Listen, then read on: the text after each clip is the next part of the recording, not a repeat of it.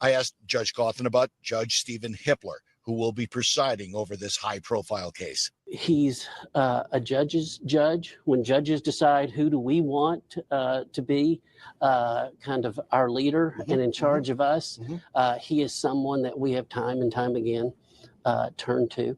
How is Judge Hippler, in your view, preparing himself for this trial?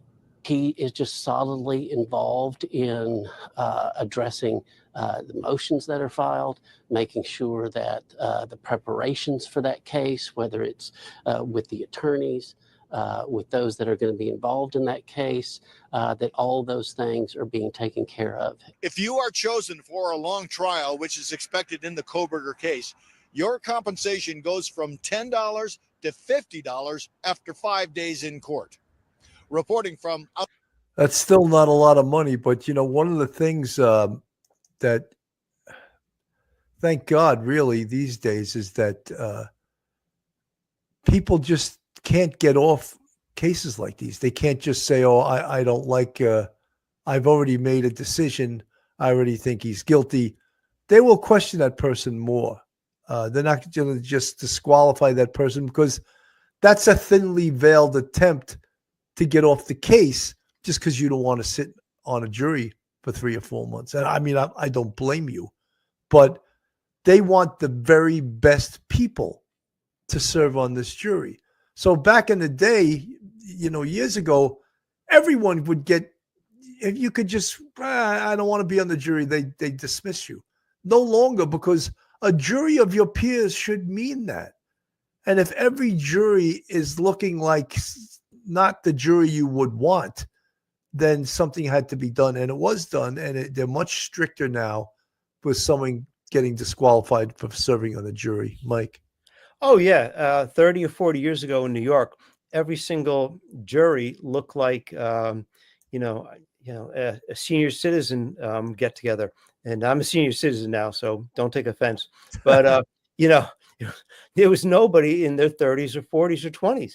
And New York State started cracking down on it is a difficult thing to do, to be a juror, because you have to have the ability to be able to be free from whatever personal and professional things that you have constraining you.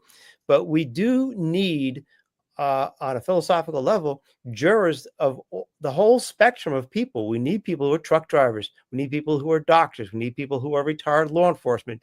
We need a pilot. We need a nurse. We need all of these people to come together. We can't just have a bunch of old retired people to do this. No, it's not fair to them. It's not fair to the defendant, because the defendant, as you say, they have to have a jury of their peers.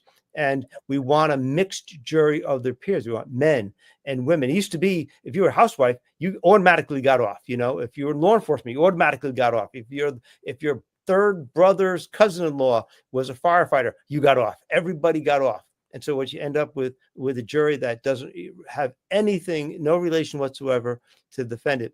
And realistically, we don't want to do that. The hardest part is, as you get a trial like this, or the Lori Vallow trial, they're going to go on for so long that even people who would want to be there, sometimes they just can't do it. They just can't do it because of their professional obligations. Mike, someone from the chat was asking, let me see if I can find the person. Will, the jurors are going to have to see some really horrific things in this case. Here, Sarah C. Would people be offered counseling after the trial? I would assume that if they request it, they would offer it to them. Yeah, they're going to have to look at some horrific crime scene photos.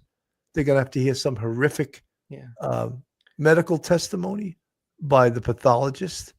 They're going to have to listen to a lot of evidentiary evidence that has to do with DNA, investigative genetic genealogy, all of these things. So to answer your question, Sarah C., if the person or the juror is bothered that much by what they saw, what they witnessed, I guess they could request counseling, and I would think that the state would pay for it.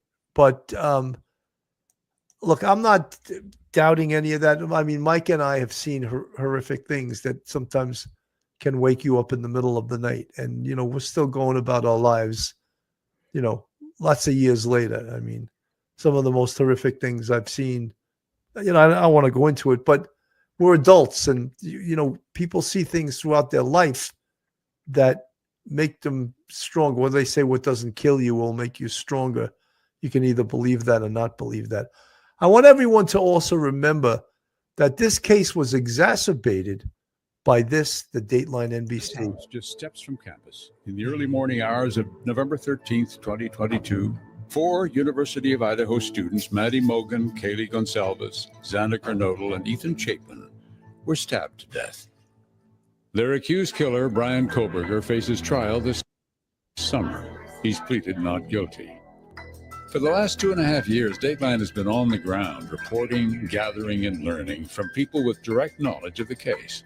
We've obtained things that have never before been seen publicly, like these security videos from a camera on a house near the murder scene, videos that show a white sedan, a car that investigators believe was driven by Brian Kohberger, making repeated passes at the King Road house that night before the murders. With evidence like this and our reporting, we have assembled a timeline for the weeks, months, and days before and after the murders. Starting with a pool party Kohberger attended in July, just after he moved to the area in pursuit of his PhD in criminology. An exclusive interview with a woman who exchanged numbers with Kohberger, then did not return his text. You know, the universe intervened and for whatever reason just distracted me from further engaging in that interaction. We'll also reveal records from Kohberger's cell phone that are in the possession of law enforcement and Google searches regarding the serial killer Ted Bundy. We have also seen these: dozens of photos in Kohberger's cell phone, browsing history, women from Washington State and the University of Idaho, including close friends of the King Road victims. Dateline has also obtained records showing the details of what an FBI cell phone expert has claimed to be in the months before the murders, 23 occasions when Kohberger's phone connected to a cell tower, providing coverage to within 100 meters of the house at 1122 King Road. And in the hours after the murders, details of the timing of phone calls Brian Kohberger made to a phone linked to his parents just before the controversial selfie he took. And we'll talk to the mother whose daughter was supposed to be staying in the house the night of the murders, but a change of plans may have saved her daughter's life. How soon was it that you thought, my God, she was going to be there? I didn't think about that right away. Oh. All I could think about was the kids. Makes you sad too, doesn't it? It does. Sorry. So many damaged families. Angela Nevejas told us that her daughter, Ashlyn, Maddie Mogan's best friend, moved away from Idaho and now refuses to come home to visit because of the trauma associated with the murders. She's hoping some of that may change and Ashlyn will start to grieve after Brian Kohberger's trial. Back to you, Greg and Savannah.